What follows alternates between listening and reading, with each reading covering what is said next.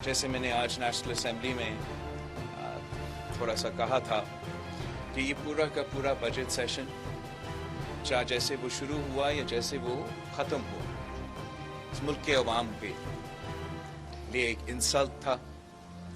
انہوں نے وہ سنجیدگی جو ان کا حق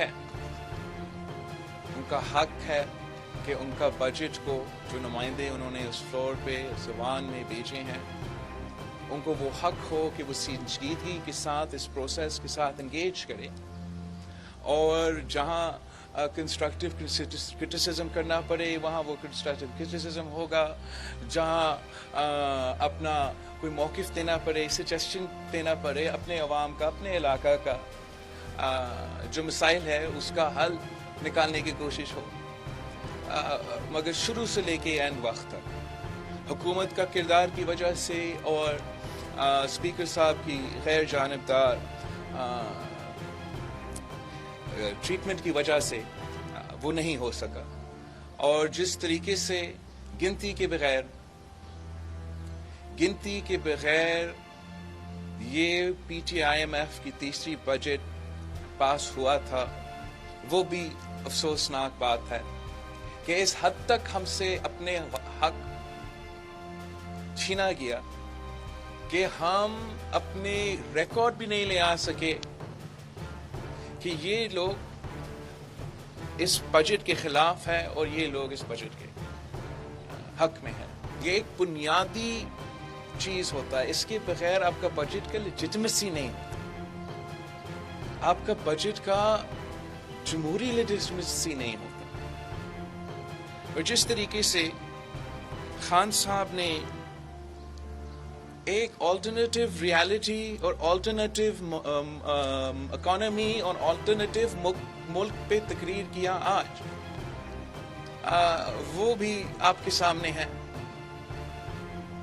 جو دکھ اور جو مشکل اس وقت پاکستان کے عوام اسی حکومت کی نااہلی ناکامی کی وجہ سے بھگت رہے ہیں اس وقت, وہ آپ سب کے سامنے ہیں. میں اس پہ ریپیٹ بھی نہیں کرنا چاہ رہا ہوں. پاکستان کے وہ عوام اپنے وزیر اعظم سے نہیں سننا چاہتے ہیں کہ بیزنٹائن میں کیا ہوا, ہسٹری لیسن کیا ہے, اسلامک لیسن کیا ہے, اسکینڈینیویا میں کیا ہو رہا ہے. وہ سننا چاہتے ہیں کہ لاہور میں کیا ہو رہا, پشاور میں کیا ہو رہا, کوئٹہ میں کیا ہو رہا ہے, ملتان میں کیا ہو رہا ہے, کراچی میں کیا ہو رہا ہے. اور آپ کے پاس ان لوگوں کے عوام کے مسائل کے لیے کیا حل ہے. آپ نے آپ کا 3 سال کا ریکارڈ بتانا تھا عوام کو, یا کم از کم اس سال کا ریکارڈ بتا دیتے. آپ ہمیں لیکچر سنا رہے ہو, آپ قوم کو بے وقوف بنانے کی کوشش کر رہے ہو, آپ اکنامک ترقی کی بات کر رہے ہو کہ پاکستان پہ اتنا اکنامک ترقی ہو رہا ہے کہ آپ نیشنل اسمبلی کے فلور پہ کھڑے ہو کر اپیل کر رہے ہو کہ جو باہر رہ رہے ہیں وہ بھی واپس آئے. آپ اگر چاہتے ہو کہ جو پاکستانی باہر ہے وہ واپس آئے تو پھر آپ نے وہ حالات پیدا کرنا ہے. آپ نے جو نیا پاکستان کے نام پہ اس ملک میں جینا اتنا مشکل بنا دیا ہے عام آدمی کے لیے, وہ آپ کی تقریر سے پتہ چلتا ہے کہ آپ کو تو احساس ہی نہیں ہے. وہ بجٹ جو تاریخی مہنگائی, تاریخی غربت اور تحریکی بے روزگاری کا دور میں پیش ہو رہا ہے, اس پہ وزیر سے لے کے وزیر اعظم تک سب واہ واہ کر رہے ہیں. وہ بات تو کرتے ہیں کہ غریبوں کے ساتھ دینا ہے, بات تو کرتے ہیں کہ سب کے لیے ایک قانون ہونا چاہیے, بات تو کرتے ہیں کہ غریب کو ریلیف پہنچانا چاہیے. لیکن جو اس ڈاکیومنٹ میں اصل حقیقت ہے, جو آپ کا پالیسیز کا اصل نتائج ہے, وہ اس سے بالکل برعکس ہے. آپ غریب کو مدد نہیں تکلیف پہنچاتے ہو, آپ امیر کو تکلیف نہیں ریلیف پہنچاتے ہو. یہ آپ کا ریکارڈ ہے. بھولے جو ہوا پہلے, وہ جو ہوا سے سو ہوا. عوام آپ سے حساب مانگ رہے ہیں, آپ سے حساب مانگ رہے ہیں. وہ آپ سے پوچھ رہے ہیں کہ اگر ٹیکس ایمنسٹی ہے تو وہ امیر آدمی کے لیے ہے, عام آدمی کے لیے نہیں ہے. اگر وہ کنسٹرکشن کے لیے انسینٹیو ہے, پیکج ہے, تو اس کا فائدہ تو ہوگا, تو ان ریل اسٹیٹ اور کنسٹرکشن انٹیٹیز کے مالکان کا فائدہ ہوگا. ڈیٹا کے مطابق نہ زیادہ لوگوں کو روزگار ملا ہے آپ کا پیکج کی وجہ سے, نہ ان لوگوں کی تنخواہ میں اضافہ ہوا ہے. آپ کا ہر قدم کا فائدہ, آپ کا ہر سیاسی قدم کا فائدہ, آپ کا ہر معاشی قدم کا فائدہ غریب کو نہیں, امیر کو پہنچا ہے. آپ نے اس ملک کے غریب عوام کو جگہ جگہ لاوارث چھوڑا. خان بات کر رہا تھا, عمران خان وزیر اعظم بات کر رہا تھا کہ وہ غریب طبقات کے ساتھ دینا چاہتا ہے. اپنا ہی ممبران نیشنل اسمبلی کے سٹاف خودکشی کر رہے ہیں, اس لیے تم نے ظلم کر کے ان کی تنخواہ میں اضافہ نہیں کیا اور آپ نے مہنگائی کی طوفان کھڑا کر دیا. اور آپ ہمیں لیکچر سنا رہے ہو کہ آپ کا معاشی ٹیم جو اتنا زبردست تھا کہ آپ نے 3 دفعہ ان کو فائر کرنا پڑا, کہ وہ واہ واہ کا پرفارمنس ہے ان کا. یہ کس قسم کا منافقت ہے؟ آپ کے کہنے سے معاشی ترقی نہیں آئے گا. آپ کا کہنے سے کہ صرف جھوٹ کے بنیاد کے 4% اکنامک گروتھ ہے, اس سے ترقی نہیں آئے گا. اگر ترقی آنا ہے اور معاشی ترقی آنا ہے, ہم نے یہ فائدہ غریب عوام کی جیب تک پہنچانا ہے. آپ کی باتیں 3 سال سن کے عوام کے کان پک چکے ہیں. وہ این آر او کا لیسن یا سبق نہیں سننا چاہتے ہیں. جتنے برا ماضی تھا وہ یہ نہیں سننا چاہتے ہیں. وہ سننا چاہتے ہیں کہ 3 سال تبدیلی کے بعد ان کے حالات آج کیوں زیادہ برے ہیں. 3 سال کی عمران خان کی انصاف کے بعد غربت میں تاریخی اضافہ کیوں ہوا ہے, بے روزگاری میں تاریخی اضافہ کیوں ہوا ہے, مہنگائی میں تاریخی اضافہ کیوں ہوا ہے. کسان کہہ کے آپ کسان کو فائدہ نہیں پہنچا رہے ہو. آپ نہ ان کو ڈی اے پی پہ سبسڈی دلوا رہے ہو, نہ ان کو یوریا پہ سبسڈی دلوا رہے ہو, اور ایکسپیکٹ کرتے ہیں کہ پنجاب کا کسان پاکستان کا کسان بھارت کا کسان کا مقابلہ کرے. آپ نے جو ٹیوب ویل کی بجلی کی ریٹ ہے, آپ کے حکومت آنے کے وقت یہ 5.2 5.3 یاد نہیں 5 پوائنٹ سمتھنگ کا روپیز تھا, اب 12 روپے تک پہنچ چکا ہے. عمران خان کی حکومت یہ بوجھ ڈالتا ہے غریب آدمی پہ, اور امیر آدمی کو ٹیکس چھوٹ دیتا. آپ نے خود دیکھا, وہ کہہ رہا تھا کہ آپ زیادہ ٹیکسز دے, اتنا ٹیکسز دے جتنا اسکینڈینیویا میں دیا جاتا ہے. میں اپیل کرتا ہوں بطور آپ کے وزیر اعظم بلا بلا. آپ نے ساتھ تو ٹیکس ایمنسٹی اسکیم اسی بجٹ میں دلوایا ہے. وہی لوگوں کے لیے جو آپ کہہ رہے ہیں خود کہ آپ کو پرائیویٹ میں کہہ رہے تھے کہ تاریخی منافع ہوا, ان ہی لوگوں کے لیے آپ نے مسلسل, آپ کہتے ہیں این آر او نہیں, ہر بجٹ میں این آر او ہوتا ہے, یہ بجٹ بھی این آر او ہے. صرف امیر کے لیے ریلیف ہے, غریب کے لیے تکلیف ہے. یہ آپ کی معاشی فلسفہ کا بنیادی نقطہ ہے. یہ ہم نے بھگتا ہے, یہ پاکستان کے عوام کے بھگتے ہیں.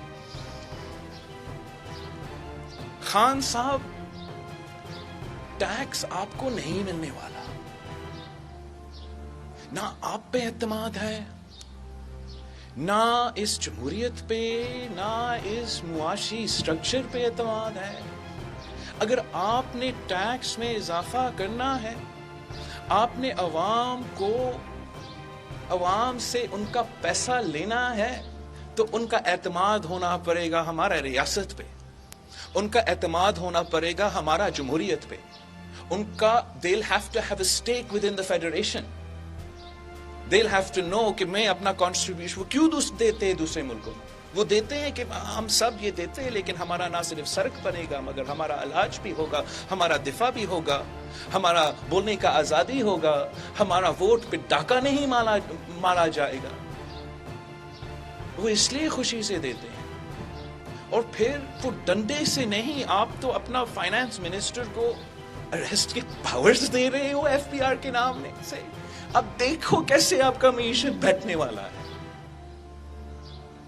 ڈنڈا سے ٹیکس نہیں لیا جاتا ہے. جی اسٹرکٹ قانون سازی ہونا چاہیے, ڈیٹرنس ہونا چاہیے, لیکن آپ انکریج کرتے ہو, آپ انٹائس کرتے ہو اپنا بزنس کمیونٹی کو, اپنا چھوٹے تاجر کو کہ وہ اکنامک ٹیکس نیٹ میں آئے. ڈنڈا سے نہیں. ہم نے یہ اب ثابت کر دیا, S P R Sindh revenue board نے سالوں سال اپنا بنیاد سے لے کے آج تک نہ صرف باقی صوبوں کو آؤٹ پرفارم کیا ہے اپنا ٹیکس جنریشن میں, مگر وفاق کو بھی آؤٹ پرفارم کیا ہے. اور وہ اس لیے کہ ہم سب جو ٹیکس ہمارے ڈومین میں آتے ہیں جو ڈیوالوڈ ہے اس کا باقی صوبوں کے مقابلے میں ہم نے کم ریٹ رکھا ہے. اور دوسرا, ہم نیب اور ایف پی آر اور ان چیزوں سے ان کو پکڑ دکڑ کی کوشش نہیں کرتے ہیں, اور آہستہ آہستہ اضافہ ہو رہا ہے. لیکن جب تک ہم اپنا معاشی سسٹم میں اعتماد, ہمارا جمہوری سسٹم میں اعتماد, ہمارا ریاست میں اعتماد نہیں ہوگا, جب تک ہر پاکستانی کا سٹیک نہیں ہوگا, تب تک اس طریقے سے آپ اپنے عوام سے ایکسپیکٹ بھی نہ کریں. اگر ان کے بولنے کا حق بھی نہ ہو, جینے کے حق بھی نہ ہو, کسی بھی وقت مارا جا سکتا ہے, ووٹ کا حق بھی نہ ہو,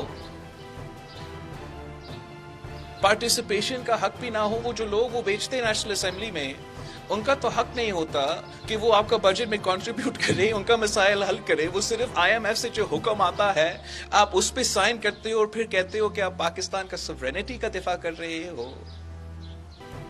آپ کو پاکستان کے عوام پہ چھوڑنا پڑے گا, آپ کو پاکستان کے عوامی نمائندوں پہ چھوڑنا پڑے گا, آپ کو عوام کے حکم پہ چلنا پڑے گا, تب ہم ان مشکلات سے نکل سکتے ہیں. ہم سمجھتے ہیں کہ وزیر اعظم صاحب اب 3 سال کا حساب دے. وزیر اعظم صاحب ہمیں یہ نہ بتائے کہ یہ کیا کرے گا, اس کو تو ٹائم ہی نہیں ہے کہ وہ کیا کرے گا. اب ہمیں بتائے آپ نے کیا کیا ہے. عوام آپ سے حساب مانگتی ہے. یہی تو وجہ ہے کہ آپ نے سارے کے سارے بائی الیکشنز ہارے ہیں, آپ کا عبرتناک شکست ہوا ہے. آپ کے سارے جو ٹریجری ممبرز ہیں ان کو یہ نظر آ رہا ہے, وہ اپنے مستقبل کا تیاری کر رہے ہیں, اور ہم آپ سے حساب لیں گے. آپ کے یہ سارے ظلم کے ہم پاکستان پیپلز پارٹی پورا اپنا رول پلے کر کے آپ سے حساب لیں گے. ہم آپ کو اس طریقے سے ظلم پر ظلم کرنے کو اجازت نہیں دیں گے. آپ سب کا بہت شکریہ. میں نے بہت سے ٹاپکس مس کیا ہے, مگر میں جانتا ہوں اور امید رکھتا ہوں کہ آپ بھی اپنے کوسچنز میں وہ ٹاپکس. میری بات سنیں, میں 1 بائی 1 دوں گا, آپ ورنہ پینڈیمونیم ہو جائے گا, کسی کو پھر موقع نہیں ملے گا. آپ سوال کریں.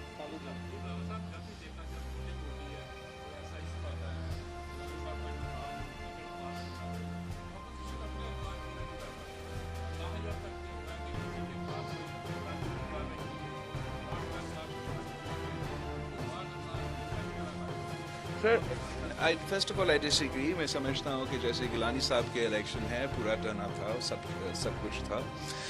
بالکل جو ممبرز اس نیشنل اسمبلی کے سیشن میں نہیں پہنچے تھے, جن کے پاس ایک وہ اپنے جماعتوں ہم شو ان کے خلاف نوٹسز بھیجیں گے, ایکشن لیں گے, لیکن یہ سب تنقید تب بنتا اگر آپ کے اور میرے سامنے وہ گنتی ہوتا کہ کیا تھا, کتنے لوگ تھے. بیکاز اسپیکر صاحب نے ہم سے وہ بھی بنیادی حق چھینا.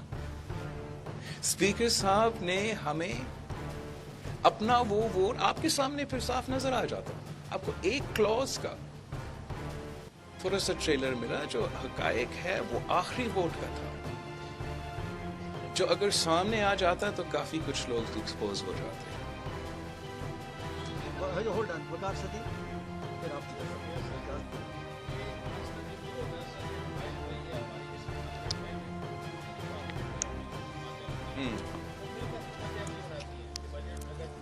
I agree with you. Absolutely. جہاں تک آپ کا یہ سوال ہے آپ بالکل صحیح کہتے ہیں. یہ روایتیں نہ صرف اس سیشن کے لیے ہر سیشن کے لیے ہر اجلاس کے لیے خاص طور پہ بجٹ سیشن کے لیے مسلسل ہوتے رہے ہیں.